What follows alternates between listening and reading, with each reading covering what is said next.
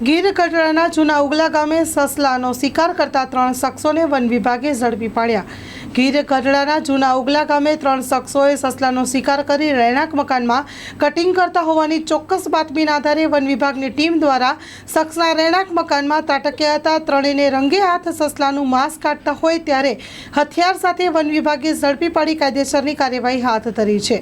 ગીર પૂર્વે વન વિભાગ ધારી હેઠળ જસાધાર રેન્જના કાર્યક્ષેત્ર હેઠળની જસાધાર રાઉન્ડની ધોકડવા રેવન્યુની બીટ હેઠળ આવેલા જૂના ઉગલા રેવન્યુ ગામ પ્લોટ વિસ્તારમાં સામતભાઈ બચ્ચુભાઈ રાઠોડના રહેણાંક મકાનમાં વન્યજીવ સસલો એક શિકાર કરી અને સસલાનું માંસ રાખેલ છે, જે અંગેની બાતમીના આધારે વન વિભાગને મળતા તાત્કાલિક સ્થળ ઉપર પહોંચી ગયા હતા અને સ્થળ ઉપર તપાસ કરતા જૂના ઉગલા ગામે રહેતા સામત બચ્ચુ રાઠોડ ભરત જેરામ સિયાર રેયો જેઓ ઉના ઉગલા મધ્યે રહે છે, નાગદીપુ સોલંકી જેઓ ખાંભા મધ્યે રહે છે। આ ત્રણેય શખ્સોને રહેણાંક મકાનમાં શિકાર કરી લાવેલ હતા। સસલાને છરી કુહાડા દાંતરડા વડે કાપીને સસલાનું માંસ કાઢતા રંગે હાથ ઝડપી પાડ્યા હતા।